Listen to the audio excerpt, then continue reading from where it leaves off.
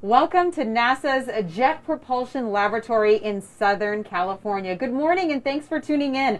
I'm Marina Jurica and we're here in the viewing gallery of the Spacecraft Assembly Facility. And right below me here is one of our next Earth observing satellites, SWOT, which stands for Surface Water Ocean Topography. Launching in November 2022, SWOT will give NASA its first global survey of Earth's surface water, providing data about clean air and water, extreme events, and long-term environmental changes. You can join in on the conversation here live by putting your questions in the comment box, and we'll get it as we head throughout the program. And joining me now is Karen St. Germain, who is the Earth Division Science Director at NASA headquarters. And she's going to give us a glimpse into the future of Earth missions for NASA. And then a little later in the program, we'll be talking to Parag Vaze, who's the program manager for SWOT, and he's going to let us know what really sets SWOT apart and makes it unique. So welcome, Karen. Thank you so much, Marina. It's great to be here with you, and it's great to be at JPL. Yes, and it's great to actually see SWOT down right here beside us. Absolutely. Absolutely. So this is an exciting time, and NASA has many NASA Earth science missions that are orbiting and studying the Earth, from the carbon cycle to the atmosphere to sea level rise. And what is going to be in the future now as we head forward with NASA Earth science missions that we can get excited about? Absolutely. So we have a great year coming up. We've got 5 launches coming up in the coming year or so, and including SWOT and NISAR, which are both behind us here. Of course, Landsat 9, which is our partnership with USGS, as well as Maya and EMIT, 2 other aerosol and pollution observation systems. But after that, we are already starting to move out on the planning of what we're calling the Earth System Observatory. It'll be a collection of missions, instruments that view the entire Earth system from the atmosphere to the surface to the subsurface to give us a full 3D view of our planet. So it's going to be a really busy next couple of years for us, which is so exciting, studying our planet Earth. Now, I've noticed with many of the Earth science missions, there's a lot of international collaboration. Why is that, and why is that important? It's so important to us. The changes that we're seeing in our environment are global, and that means we need the global community of spacefaring nations to join with us to make all of the observations we need to make to really understand what's happening on our planet. And so these partnerships really just multiply what we're able to do. And thanks so much for all of you guys tuning in. We're getting a lot of great social media questions, Karen. Jennifer on Twitter asks, will we be sharing this information with people in other parts of the globe? Absolutely. So NASA has long had a policy of full, free, and open data. But one of our major initiatives right now is something we're calling open science. And the idea there is to get all of the data and all of the models and the applications that we derive from the data into one ecosystem to get data out to people who need it no matter where they are around the globe. And societal impacts are so important, especially to the people who are watching out there today. Karen, you've spent the bulk of your career studying Earth science missions and previously being with NOAA. How will these Earth science missions collectively help society and understand our Earth better? Yeah, so we get excited about building the satellites and collecting the observations, but really that's just the start. The next step, once we have the observing systems launched and we have the observations, the next step is really to extract the scientific understanding from those observations, the understanding what's actually happening, and then converting that into actionable information. People at every level need information to make decisions. We're very familiar with NOAA's mission with weather prediction and severe weather warning, and of course that helps people prepare in the near term. We want to help people prepare for the long-term changes that are coming. And that's important at the federal, state, local, tribal levels.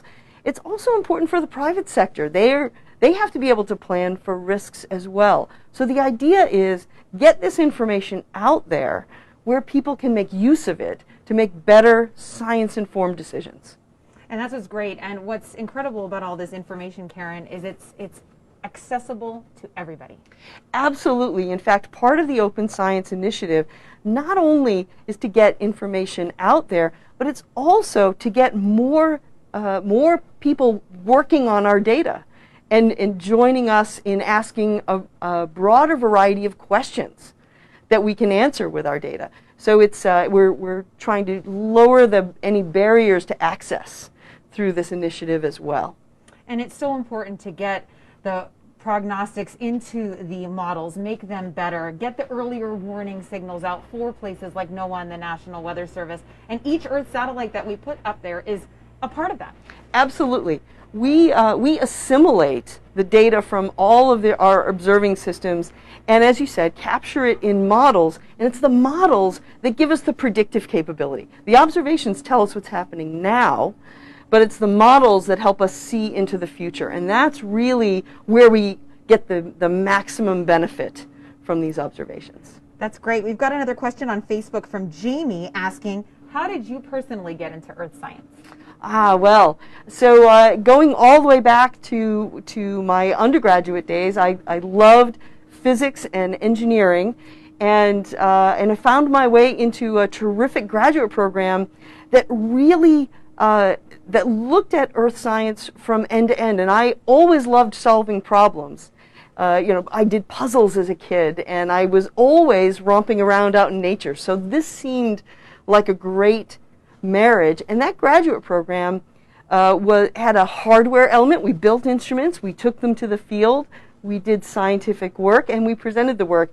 And so it really perfectly prepared me for a career to get to where I am today, right? Where we look at that whole end-to-end scientific value chain. But I'm here because I love this Earth. And honestly, the other part about Earth science, we talk about the Earth a lot, but it's really about the people, because the Earth changes. The Earth is resilient. The question for us is how resilient are we going to be in the face of these changes? And so that's a big motivator for me as well. Well, Karen, that's right. We all live on this Earth together, and it's all our jobs to protect it. That's for sure. Absolutely. Thank you so much for joining us here today. Thank you so much. It's great to be here and see the hardware. Yes, wonderful. All right. Safe travels back home. Thank you. Now Bye-bye. remember, if you'd like to ask the mission a question, just make sure you pop that question in the comment box, and we'll try to get it answered for you as we head into the rest of the program. Now here at JPL, we have been completing some very critical testing on SWOT, which you can see right here in the clean room. And this testing is very important because it makes sure that the satellite can survive launch and be in space. Now, SWOT is getting ready to be shipped to France soon as our partners CNES, the French space agency, finish preparing the satellite for launch. So joining me right now is Project Manager Parag Vaze. Good morning, Parag. Good morning, Marina. Happy to be here. Oh, I'm it's excited. So excited. I know. Really excited with what you just saw.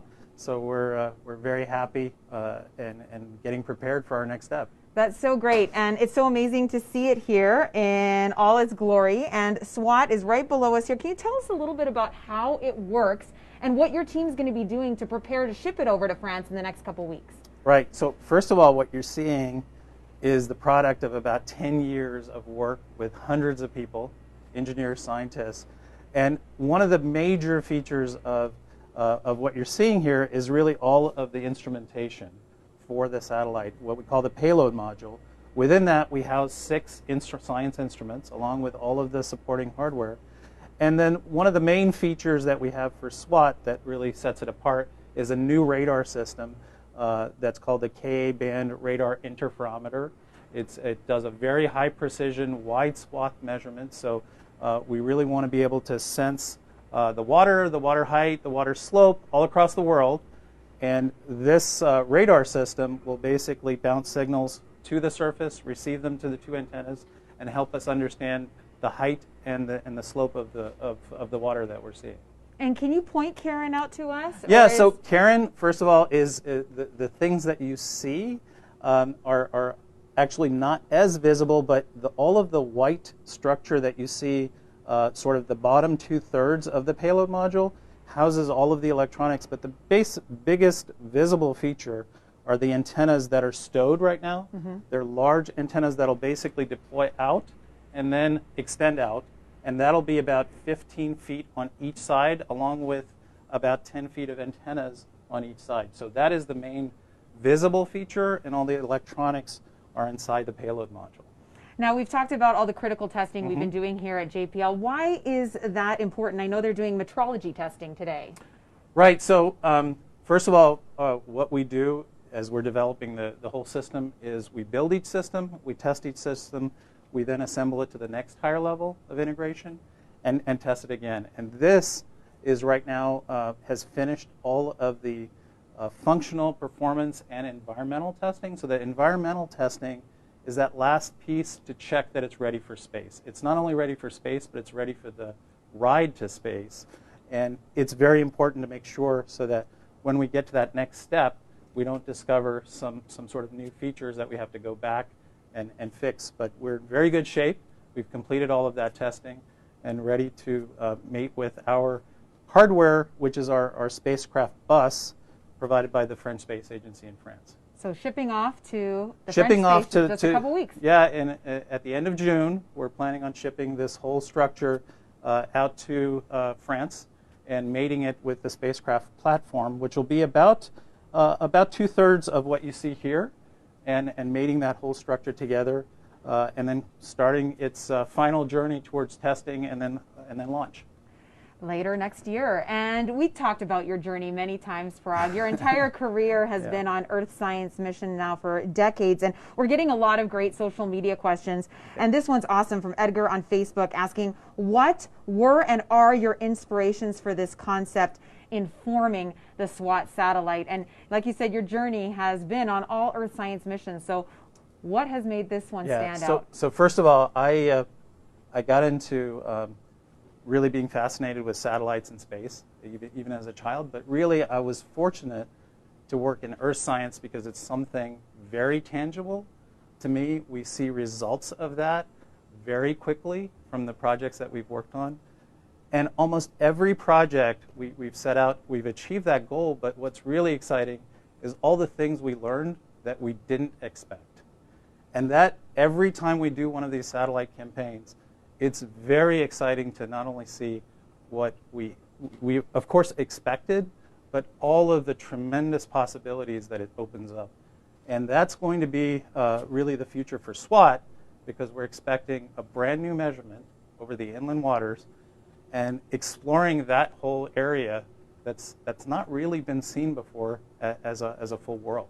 And keying that information in for folks at home here is that SWOT will see the inland water, which we haven't been able to see before. So tell us why that's impactful. Yeah, so SWOT, the name, doesn't say oceans. It says surface water, right? So all of the water that we are able to sense from space, so oceans, rivers, any larger body of water that we are able to observe, we're going to see that. It's going to be one of those features that we really haven't seen before for fresh water, on hydrology, as we call it. And that's something that is really tremendous, again, in everyday life. I don't need to explain to people how important it is to have fresh water coming that they're using daily, right? So that connection of understanding is just tremendous.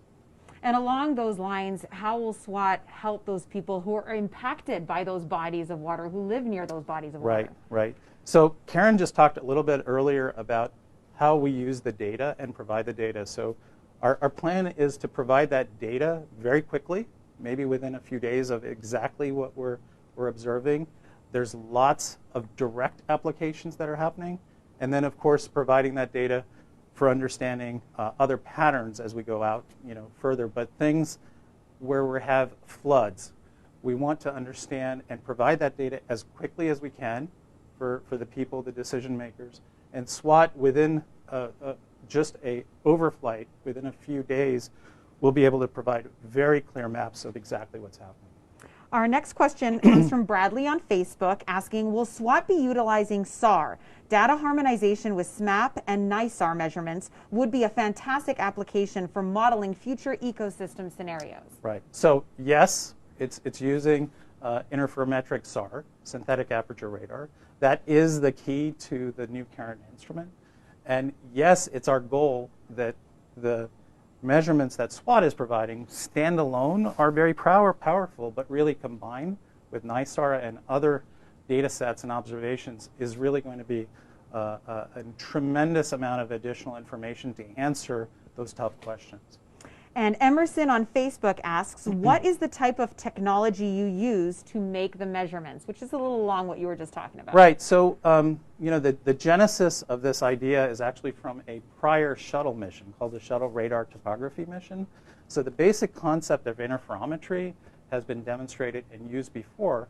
That was actually used to sense the solid Earth and map the solid Earth. And we thought, hey, why can't we do this for the ocean? And we can. It turns out we can do it. It is a tough problem to do because those measurements really have to be done very high power radar, lots of data, and lots of stability. You name it, everything is about stability. But we're able to have that technology to design in that stability and those capabilities and data processing even on board to enable this now. Well, thanks so much for joining us here, Parag, and good luck to you and your team as you prepare to ship off to France. Thank you. We're really excited, and we're excited to see everybody following us in our journey. That's wonderful. Yeah, thank you so much, Parag. Okay. Now, as we mentioned before, SWOT is going to be launching from Vandenberg Air Force Base, which is in Central California, in November of 2022, so late next year. And taking a final look at SWOT here in the clean room, you can get the very latest from this mission. Just follow at NASA JPL and at NASA Earth on Twitter and Facebook. And for more in-depth information, visit swot.jpl.nasa.gov. At NASA Earth Science, your home is our mission. Thank you so much for watching, and stay tuned for more great Earth science missions.